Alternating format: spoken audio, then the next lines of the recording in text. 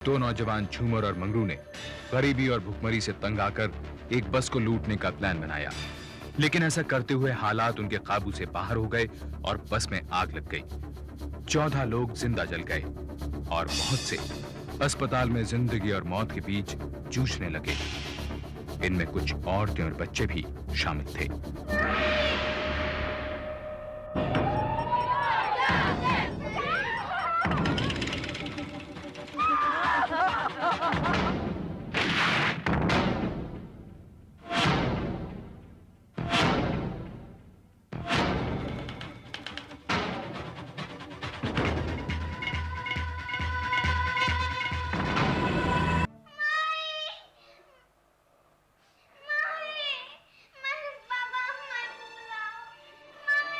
जब तुम लोगों ने पैसे दे ही रहे थे, तो फिर उन्होंने बस में आग क्यों लगाई? पता नहीं क्यों साहब, जब उन लोगों ने आग लगाने की धमकी दी, सभी लोगों ने अपने गहने नकदी देने लगे और उनको तो आग लगानी थी और लगा दी। साहब, मेरे बाबा को मेरी आंखों के सामने जला डाला।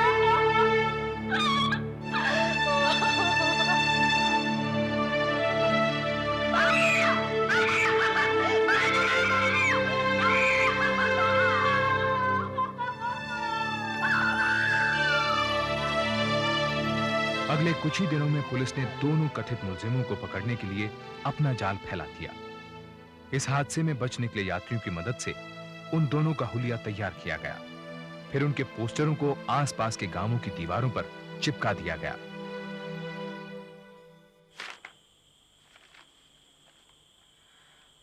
ये क्या चक्कर है? ये कहाँ लगा हुआ था? क्यों फट लिया? गांव के आसपास हर तरह चिपके पड़े हैं हर तरफ, और जमुना की गांव में एक भी ऐसी दीवार नहीं जहां पे ना लगे हों।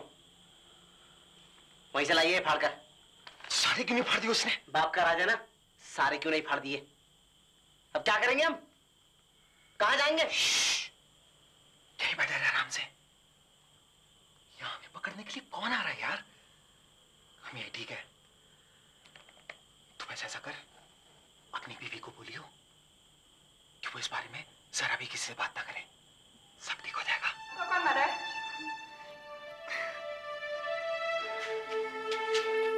उन्होंने मेरी गुड़िया भी ले ली और उसके बर्तन भी।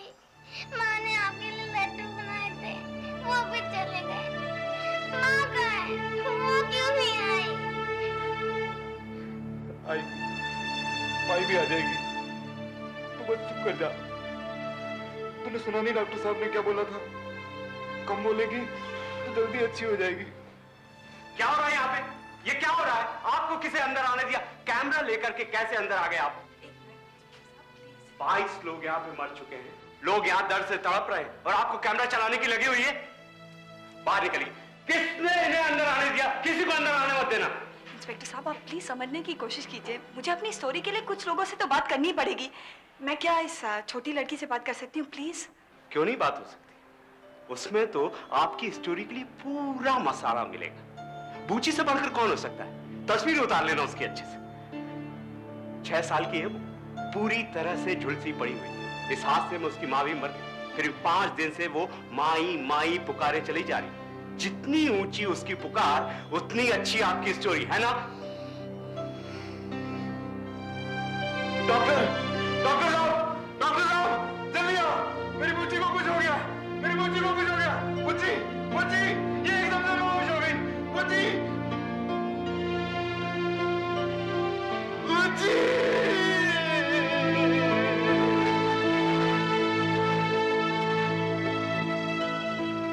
आदमी जलकर मर गए। मरने वालों में ज्यादातर औरतें और बच्चे थे झूमर। अब अगर पकड़े गए ना तो फांसी से कम सजा नहीं होगी, कह दे रहा हूं। 20 लोगों को जला कर मारा ना हमने। मेरी समझ में ये नहीं आता कि हमारे दिमाग को हुआ क्या था। कैसे कर सकते हैं यार हम ये सब? तूने तीली गिराई क्यों? वैसे तो बड़ी हाँकता रहता है। आया समझदार का बाप चल के। ज्यादा न गुर्रा। उस हबड़तबड़ में तूने मेरा दिमाग कब्जा लिया था। कैसे चिल्ला रहा था बाहर, झूमर जला दे, माचिस जला दे, सारी बस। ऐसी हालत में कुछ सूझेगा मुझे? और तिल्ली गिरी क्योंकि मेरा हाथ जल गया था। खुद को देखा था तूने? हाँ? इधर बस जल रही थी, उधर तू सारे लोगों को लूटने में लगा हुआ था।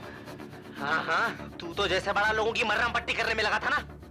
अरे भागते की लंगोटी तक उतरवा ली तूने। और मेरा मुंह मत खुलवा, मैं भी नहीं नहीं, खोल रहा हूं अपना। कम से कम तेरी तरह बेशर्मी नहीं छाड़ रहा हूं मैं अपनी इस करनी पर। जाकर अपनी बीवी के कान से पहले बुंदे उतरवा, इससे पहले कि कोई पूछा-पाछी शुरू करे। बेचा यार। इसी दरमियान पुलिस ने अपराधियों को पकड़ने के लिए सामान गिरवी रखने वाली दुकानों की छानबीन भी शुरू कर दी। मंगरू पड़ोस के एक गांव के जिस सामान गिरवी रखने वाले को अपना ज्यादातर लूट का माल बेचता था, वो दुकानदार पुलिस को हाथ लगे सुरागों की एक महत्वपूर्ण कड़ी था। अरे मैंने क्या किया भैया? मुझे क्यों पकड़ रहा है?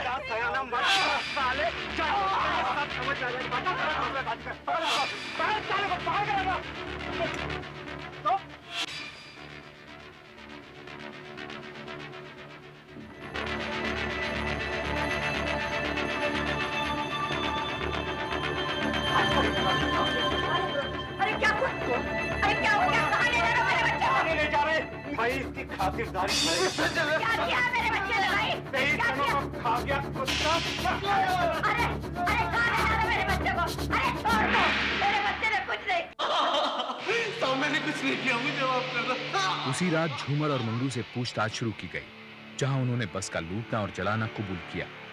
वे पुलिस को उन जगहों पर भी लेकर गए जहां से उन्होंने छुरा, पेट्रोल और माचिस की डिबिया खरीदी थी। 2 हफ्तों के बाद एक पहचान परेड करवाई गई। इस परेड में हादसे से बचे यात्रियों ने झूमर और मंगरू को पहचानने का दावा किया। मंगरू राम और झूमर प्रसाद के खिलाफ चार्जशीट तकरीबन 2 महीनों के बाद दाखिल हो सकी। वो सब झूठ है जज साहब। मैं ठहरा एक गरीब दलित, मुझ पर इल्जाम लगाना कौन सा बड़ा काम ठहरा? जब असली चोर नहीं पकड़ गया तो मुझे फंसा दिया। साहब मुझे छुड़ाओ, मुझे जाने दो। इस हादसे में 23 लोगों की जानें गई हैं। वो भी तो गरीब थे, लाचार थे।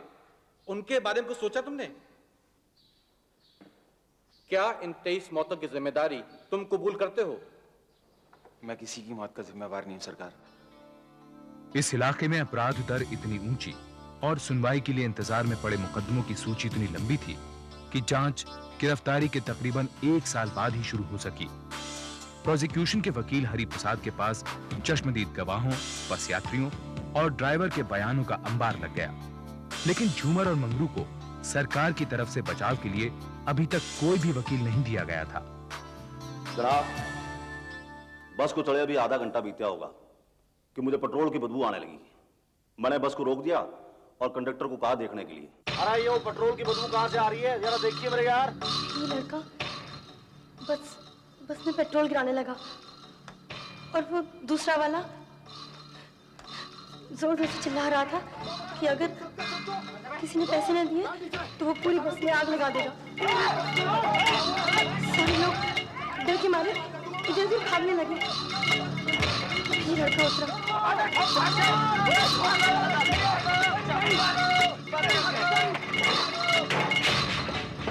जनाब, इस छोरे ने बाहर जाके गेट को बाहर से बंद कर दिया। मैंने दूसरे वाले को दबोचना चाहा तो उसने मेरे गले पे छुरा रख दिया। मुझे दरवाजा चलना दिखाएगा वरना पूरा का पूरा फिरोजूगा साले। मैं अपनी चीजें समेट रहा था कि जो बच जाए वो भला। तभी अचानक बस में आग भड़कने लगी। मैंने लोगों के पूरे शरीर जलते हुए देखे। मैं बहुत घबरा गया। घबरा कर बस से कूदा और भागने लगा।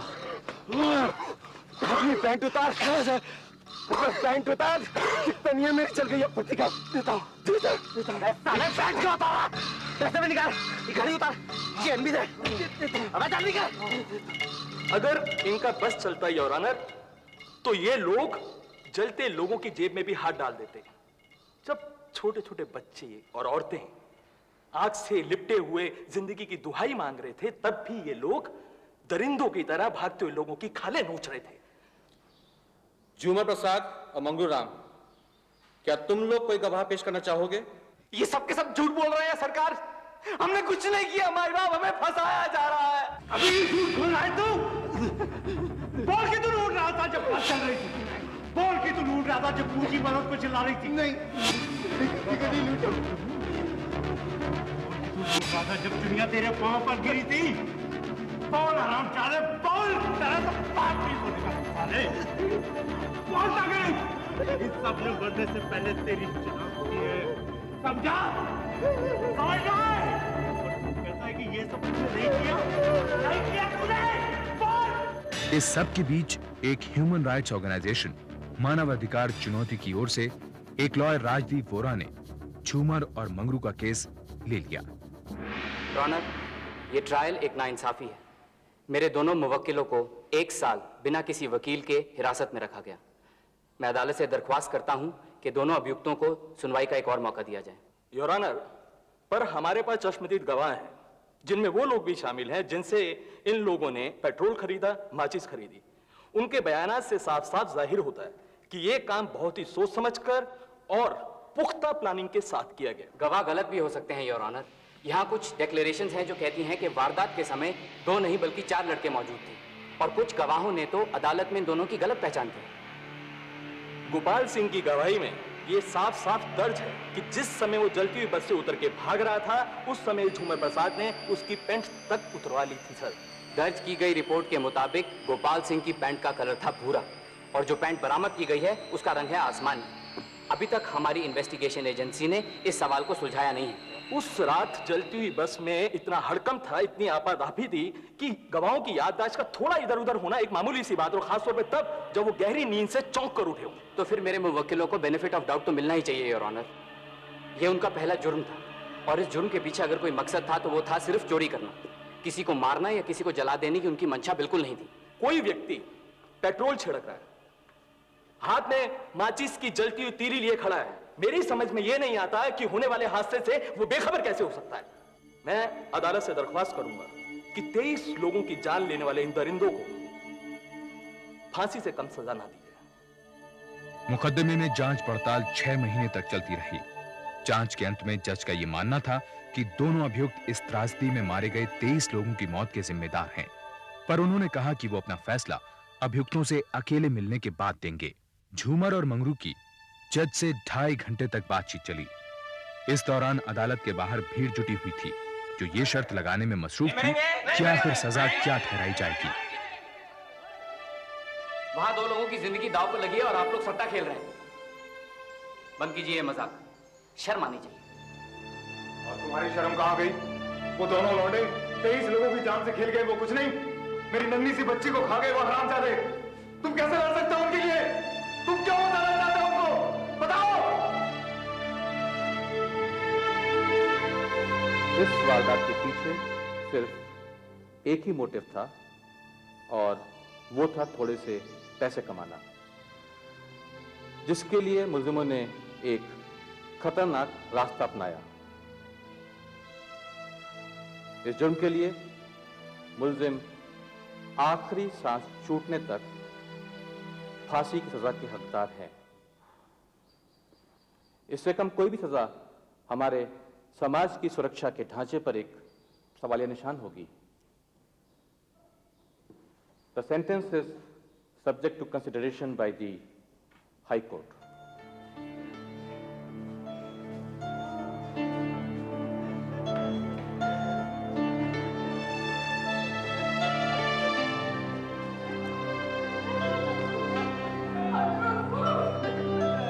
तेरे कलेजे ने ठंडक ने फांसी दिलवा कर, अरे हमें भी मार डाल, चला दे हमें भी फांसी के सकते पर। अब किसी से क्या कहना है बेटा? इसकी करनी थी तो इसे सजा मिल गई। मुझे किसी से कोई शिकायत नहीं। फांसी की सजा ने काफी हंगामा खड़ा कर दिया। हालांकि ह्यूमन राइट्स ऑर्गेनाइजेशन और मृत्युदंड की खिलाफत करने वाले झूमर और मंगरू पर लगाए गए इल्जामों से सहमत थे, फिर भी उन्होंने इस सजा का जमकर विरोध किया। राजदीप वोरा ने सेशंस कोर्ट के इस फैसले को जबलपुर हाई कोर्ट में चुनौती दी। तुम इतने यकीन से कैसे कह सकते हो कि झूमर और मंगरू को फांसी ही होनी चाहिए? जब बस चल रही थी, लोग मर रहे थे, जब झुलसे हुए लोगों को अस्पताल ले जाया जा रहा था, जब अस्पताल में लोग हर सेकंड मौत से जूझ रहे थे, उस वक्त वहां खड़ा होकर ड्यूटी मैं कर रहा था। राजीव साहब, मैं, आप नहीं। अगर उनमें से किसी एक की भी करा आपके दिल से होकर के गुजरती ना, तो मैं आपसे पूछता, क्या चाहते हैं आप? आप जज्बातों में बह रहे हैं इंस्पेक्टर साहब। जरा सोचिए, इन दोनों को फांसी दे देने से मसला हल नहीं हो जाएगा, दुनिया सुधर नहीं जाएगी। इस जुर्म की जड़ हमारा सामाजिक और आर्थिक पिछड़ापन है और इसे हम नजरअंदाज नहीं कर सकते। बात अगर पिछड़ेपन की है तो देश की आधी जनता गरीबी की जिंदगी बसर कर रही है। आपके हिसाब से तो उन सबको छुरा लेकर निकल जाना चाहिए, बसों को लूटने, लोगों को जलाने के लिए, है कि नहीं? हमारे कहने का मतलब है इन दोनों को फांसी दे देने से पूरे देश में जुर्म खत्म हो जाएगा। पूरी दुनिया में कहीं भी फांसी के डर से जुर्म घटा नहीं है। क्यों हमें किसी की हत्या करनी पड़ती है ये दिखाने के लिए कि हत्या पाप है? क्यों? मुझे आपकी दुनिया और आपकी महानता से कोई लेना देना नहीं है। मैं ये चाहता हूँ कि उन दोनों को फांसी लगनी चाहिए, बस। एक तरफ तो तुम उन दोनों को फांसी की तरफ धकेल रहे हो और दूसरी तरफ खुद हर महीने उनके घर जाकर उनका खर्चा पानी देते हो। क्यों करते हो ये सब? क्या ये तुम्हारे अंदर का चोर नहीं है? जवाब दो।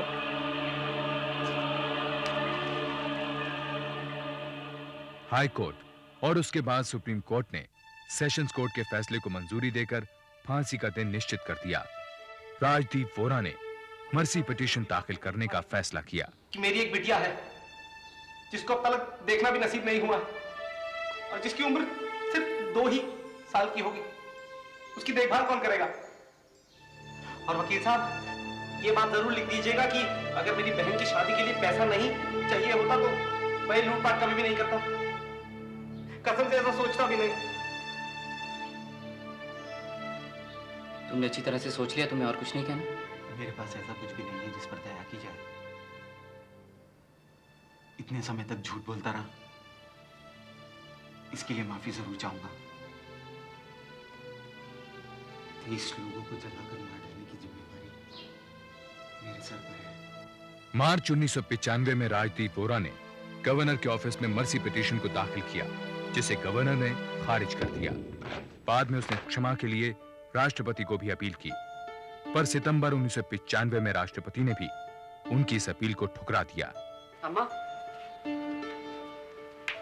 तार आया।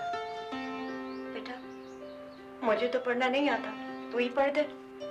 सरकारी मोहर भी है।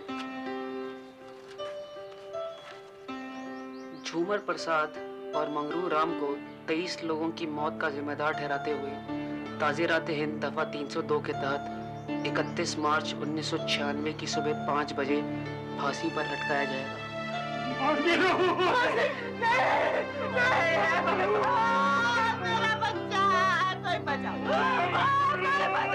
इस समय तक सरकार को बहुत सी नेशनल और इंटरनेशनल ऑर्गेनाइजेशन से झूमर और मंगरू को माफ करने की अपील से भरी चिट्ठियां मिलने लगी।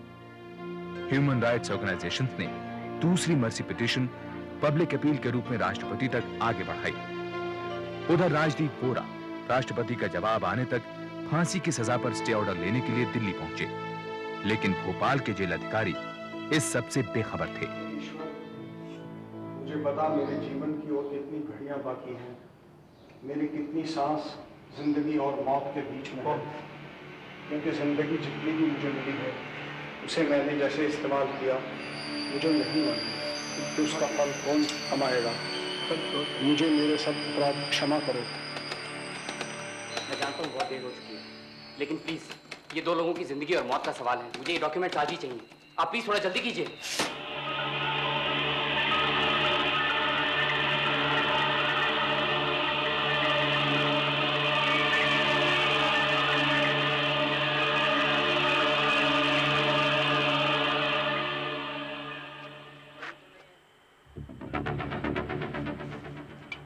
साहब आपको अंदर बुला रहे हैं।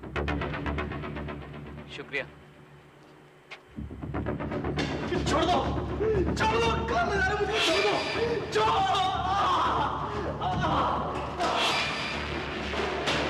क्या हुआ? हमें स्टे ऑर्डर मिल गया है और ये अब खबर जल्दी से भोपाल पहुंचानी है। हमारे पास वक्त बहुत कम है, चलो।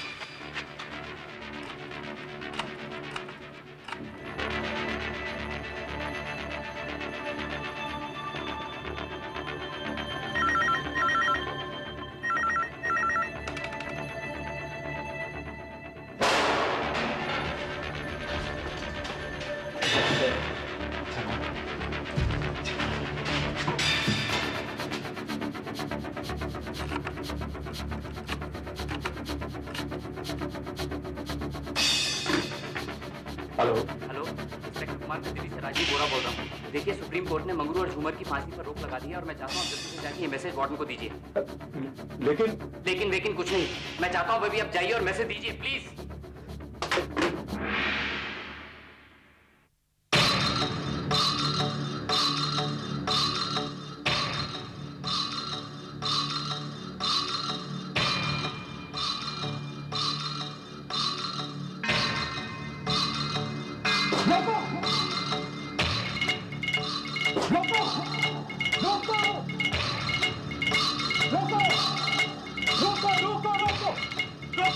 इनकी फांसी टल गई है।